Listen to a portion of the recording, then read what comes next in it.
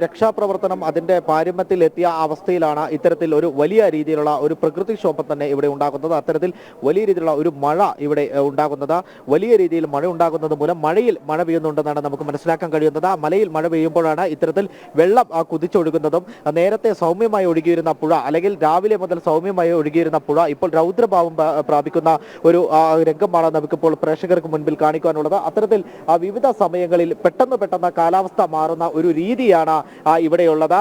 അത്തരത്തിലുള്ള ഒരു രീതിയാണ് ഈ പ്രദേശങ്ങളിലാകെയുള്ളത്. മുണ്ടക്കയത്തിലേക്ക് രാവിലെ ആളുകൾ അവിടേക്ക് എത്തിയിരുന്നു. റെസ്ക്യൂ നടത്തുവാനുള്ള പ്രവർത്തകർ അവിടേക്ക് എത്തിയിരുന്നു. സൈന്യമടക്കമുള്ളവർ അവിടെ എത്തിയിരുന്നു. ആ സമയത്തൊക്കെ കൃത്യമായി തന്നെ സൂര്യൻ ഉദിച്ചു നിൽക്കുന്ന ഒരു സമയമായിരുന്നു, വെളിച്ചമുള്ള സമയമായിരുന്നു.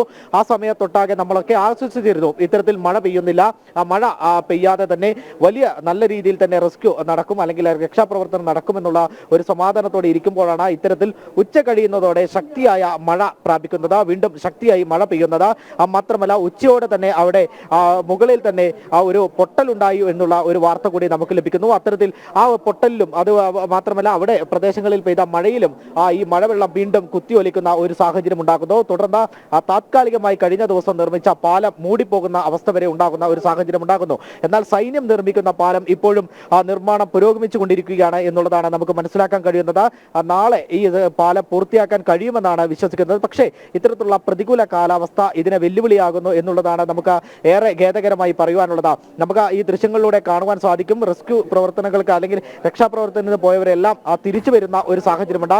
സൈന്യമടക്കമുള്ളവർ തിരിച്ചു വരുന്നുണ്ട് എന്നുള്ളതാണ് നമുക്ക് മനസ്സിലാക്കാൻ കഴിയുന്നത്. എന്നാൽ നമുക്ക് പ്രതീക്ഷ തരുന്ന മറ്റു കാര്യങ്ങൾ, ഇത്തരത്തിൽ വാഹനങ്ങൾ അങ്ങോട്ട് കടത്തിവിടുന്നു, JCB കടത്തിവിടുന്നു, ഹിറ്റാച്ചി കടത്തിവിടുന്നു. അതുകൊണ്ട് തന്നെ വലിയ രീതിയിലുള്ള രക്ഷാപ്രവർത്തനം ഇനിയുള്ള ദിവസങ്ങളിൽ നാളെ മുതൽ തുടങ്ങുമെന്നാണ് നമുക്ക് മനസ്സിലാക്കാൻ കഴിയുന്നത്. അത്തരത്തിൽ ഹിറ്റാച്ചിയൊക്കെ ഇന്ന് തന്നെ നേരത്തെ അവിടെ കൊണ്ടുപോയി നിർത്തുന്ന ഒരു സാഹചര്യമുണ്ട്. അതായത് നാളെ അപ്പുറത്തേക്ക് എത്താൻ കഴിഞ്ഞില്ലെങ്കിൽ, അതായത് വാഹനങ്ങൾ കൊണ്ടുപോകാൻ കഴിഞ്ഞില്ലെങ്കിൽ അത് വലിയ പ്രതിസന്ധി സൃഷ്ടിക്കും. അതിന് പകരമാണ് ഇപ്പോൾ ഹിറ്റാച്ചി അടക്കമുള്ള വാഹനങ്ങൾ നേരത്തെ തന്നെ അവിടെ കൊണ്ടുപോയി പാർക്ക് ചെയ്യുന്നത്.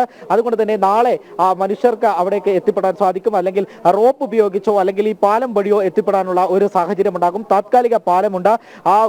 ഇന്ന് മഴ വിട്ടു നിൽക്കുകയാണെങ്കിൽ നാളെ താത്കാലിക പാലത്തിൽ കൂടി തന്നെ ആളുകൾക്ക് അപ്പുറത്തേക്ക് എത്തുവാൻ കഴിയും, മുണ്ടക്കയിൽ എത്തുവാൻ സാധിക്കുന്ന ഒരു സാഹചര്യം ഉണ്ടാകും. അതുകൊണ്ട് തന്നെയാണ് ഇന്ന് വൈകുന്നേരത്തോടു കൂടി ഈ വാഹനങ്ങളൊക്കെ അവിടെ കൊണ്ടു നിർത്തും, മുണ്ടക്കൈ ഭാഗത്തേക്ക് കൊണ്ടു നിർത്തുന്നതും. അത് കഴിഞ്ഞ് അവിടെ നിന്നും ആളുകൾ റെസ്ക്യൂ പ്രവർത്തനം ഇന്ന് നിർത്തി തിരിച്ചു വരുന്ന ഒരു സാഹചര്യം ഉണ്ടാവുകയും ചെയ്യുന്നത്.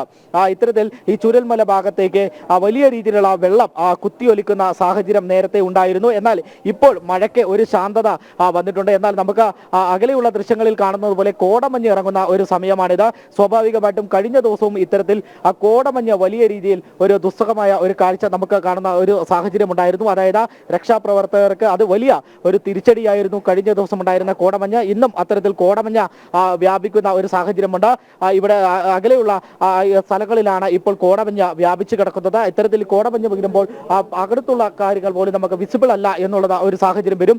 ആ സാഹചര്യത്തിലും വലിയ രീതിയിലുള്ള ഒരു പ്രതിസന്ധി ഈ രക്ഷാപ്രവർത്തനത്തെ ബാധിക്കുന്നുണ്ട് എന്നുള്ളതാണ് നമുക്ക് മനസ്സിലാക്കാൻ കഴിയുന്നത്. മാത്രമല്ല റെസ്ക്യൂ പ്രവർത്തനങ്ങൾക്കെല്ലാം ഇത് തിരിച്ചടി ആവുകയും ചെയ്യും. എന്നിരുന്നാൽ തന്നെയും ശക്തമായ രീതിയിലുള്ള ഒരു പരിശോധന തന്നെയാണ് ഇന്ന് നടന്നിരുന്നത്. ആ രീതിയിലുള്ള രക്ഷാപ്രവർത്തനമാണ് ഇന്ന് നടന്നിരുന്നത്.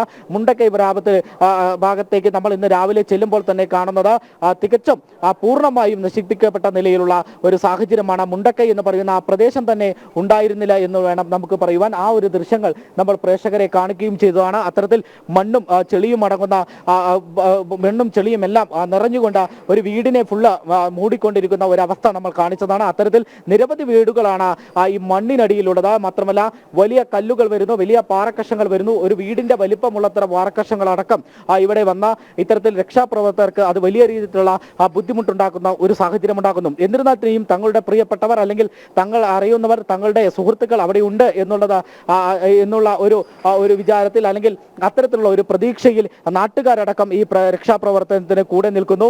റെസ്ക്യൂ പ്രവർത്തകരുടെ കൂടെ നാട്ടുകാരടക്കം ചേരുന്നു. തങ്ങളുടെ പ്രിയപ്പെട്ടവർ ഒരു നിമിഷമെങ്കിലും കാണുവാൻ അല്ലെങ്കിൽ ഒരു തരിയെങ്കിലും ജീവൻ അവർക്കുണ്ടെങ്കിൽ എത്രയും പെട്ടെന്ന് അവരെ രക്ഷിച്ചുകൊണ്ട് തിരിച്ച ഈ പ്രദേശത്തേക്ക് എത്തി പിന്നീട് അവരെ എത്രയും പെട്ടെന്ന് ജീവിതത്തിലേക്ക് തിരിച്ചു കൊണ്ടുവരുവാൻ സാധിച്ചിരുന്നെങ്കിൽ ആ ഒരു പ്രതീക്ഷ മാത്രം ഉൾക്കൊണ്ടുകൊണ്ടാണ്, അല്ലെങ്കിൽ ആ പ്രതീക്ഷ മാത്രം മനസ്സിൽ വെച്ചുകൊണ്ടാണ് ഇത്തരത്തിലുള്ള റെസ്ക്യൂ പ്രവർത്തനങ്ങൾക്ക് ഇവിടെയുള്ള പ്രദേശവാസികൾ അടക്കം ഇറങ്ങുന്നത്.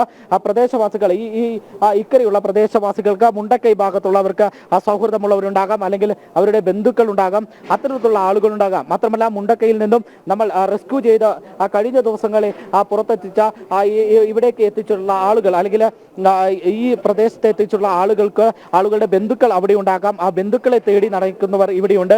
അവർക്ക് വേണ്ടി സ്വയം തങ്ങളുടെ വിഷമങ്ങൾ കടിച്ചമർത്തിക്കൊണ്ട് അവർക്ക് വേണ്ടി തെരച്ചിൽ നടത്തുന്നവർ ഇവിടെയുണ്ട്. ഈ ഒരു സാഹചര്യം പറയുമ്പോഴാണ് കഴിഞ്ഞ ദിവസങ്ങളിലടക്കം ഇത്തരത്തിൽ നിരവധി ആളുകൾ ഇങ്ങോട്ട് വരുന്ന ഒരു സാഹചര്യം ഉണ്ടായിരുന്നു. അതായത് റെസ്ക്യൂ പ്രവർത്തനം നടത്താനല്ലാതെ ഈ പ്രവർത്തനങ്ങൾ കാണുക, അല്ലെങ്കിൽ ഇത്തരത്തിലുള്ള സ്ഥലങ്ങളിൽ വന്ന് സെൽഫി എടുക്കുക തരത്തിലുള്ള പ്രവർത്തനങ്ങൾ മുതിർന്ന ആളുകൾ ഉണ്ടായിരുന്നു. അത്തരത്തിലുള്ള ആളുകൾക്കിടയിലാണ് ഇതിലുള്ള ഈ സാഹചര്യത്തിൽ, അതായത് തങ്ങളുടെ പ്രിയപ്പെട്ടവർ അവിടെ കുടുങ്ങിക്കിടക്കുന്നു, അവരെ കാണുവാൻ വേണ്ടി അല്ലെങ്കിൽ അവരെ തെരയുന്ന ഒരു ആളുകൾ, അതായത് മനസ്സിലെ സങ്കടമെല്ലാം കടിച്ചമർത്തിക്കൊണ്ട് ഇത്രയും തെരച്ചിൽ നടത്തുന്ന ആളുകളെ നമുക്ക് കാണുവാൻ കഴിഞ്ഞിരുന്നത്. ആ സാഹചര്യത്തിലാണ് കഴിഞ്ഞ ദിവസം ജില്ലാ കളക്ടർ അടക്കം നിർദ്ദേശം പുറപ്പെടുവിച്ചത്. ആരും അധികം ആളുകൾ ഇങ്ങോട്ട് അടുക്കേണ്ടതില്ല. അതേ തുടർന്നാണ് ഇന്ന് വലിയ രീതിയിലുള്ള ഒരു പരിശോധന നടത്തുകയും വയനാട്ടുകാരെ മാത്രം ഈ സ്ഥലങ്ങളിലേക്ക് കയറ്റിവിടാനുള്ള ഒരു തീരുമാനം ഉണ്ടാവുകയും ചെയ്തിരുന്നത്. എന്തിനാൽ തന്നെയും ഇന്ന് രാവിലെ മുതൽ ഉള്ള രക്ഷാപ്രവർത്തനം നമ്മൾ നോക്കുകയാണെങ്കിൽ രാവിലെ മുതൽ 7 മണിക്കാണ് രക്ഷാപ്രവർത്തനം ആരംഭിക്കുന്നത്. എന്നാൽ 7 മണിക്ക് മുൻപേ തന്നെ NDRF സംഘം ഇവിടെ നിന്നും മറ്റു മറുകരയിലേക്ക് എത്തുകയും പിന്നീട് മുണ്ടക്കൈ ഭാഗത്തേക്ക് എത്തുകയും ചെയ്യുന്ന ഒരു സാഹചര്യമുണ്ടായി. തുടർന്ന് പെട്ടെന്ന് തന്നെ സൈന്യത്തിന്റെ ഒരു സംഘം വരുന്ന ഒരു സാഹചര്യമുണ്ടായി. സൈന്യം ആദ്യം തുടങ്ങിയത് ഈ ബെയിലി പാലം നിർമ്മിക്കുക എന്നുള്ളതാണ്. അത്തരത്തിൽ ആ പാലം ദൃഢതയേറിയ ഒരു പാലം നിർമ്മിക്കാനുള്ള ഒരു ശ്രമമാണോ ആ സൈന്യം തുടങ്ങിയത്. അതിനുശേഷം സൈന്യത്തിന്റെ ഒരു സംഘം 4 വിഭാഗങ്ങളായി തിരിഞ്ഞാണ് ഇത്തരത്തിൽ മുണ്ടക്കൈയിൽ രക്ഷാപ്രവർത്തനം നടത്തിയത്. ഒരു സംഘം രാവിലെ തന്നെ മുണ്ടക്കൈയിൽ എത്തുന്ന ഒരു സാഹചര്യം ഉണ്ടാകുന്നു. മറ്റു സംഘങ്ങളും പുറകെ പോകുന്ന ഒരു സാഹചര്യം ഉണ്ടാകുന്നു. അവിടെ താൽക്കാലിക പാലം നിർമ്മിച്ചുകൊണ്ടുള്ള പ്രവർത്തനമാണ് സൈന്യം അവിടെ നടത്തിയത്. അതുകൊണ്ടാണ് ഇത്തരത്തിലെങ്കിലും മരണപ്പെട്ട ആളുകളെ പോലും അവരുടെ മൃതദേഹങ്ങൾ കണ്ടെടുക്കാൻ പോലും കഴിയുന്നത് സൈന്യത്തിൻ്റെ ഇത്തരത്തിലുള്ള ചടുലമായ പ്രവർത്തനങ്ങൾ കൊണ്ടാണ്. അവർക്ക് ഇത്തരം ദുരന്ത മേഖലകളിൽ പ്രവർത്തിച്ചുള്ള പാരമ്പര്യമുണ്ട്. ആ മേഖലകളിൽ അവർക്ക് ഇറങ്ങാൻ കഴിയുന്ന ഹെലികോപ്റ്റർ അടക്കമുള്ള സംവിധാനങ്ങളുണ്ട്. ഇതിൻ്റെ എല്ലാ സാധ്യതകളും പ്രയോജനപ്പെടുത്തിക്കൊണ്ട് തന്നെയാണ് വയനാട്ടിൽ ഇത്തരത്തിൽ ദുരിതാശ്വാസ പ്രവർത്തനങ്ങൾ മുന്നേറുന്നത്.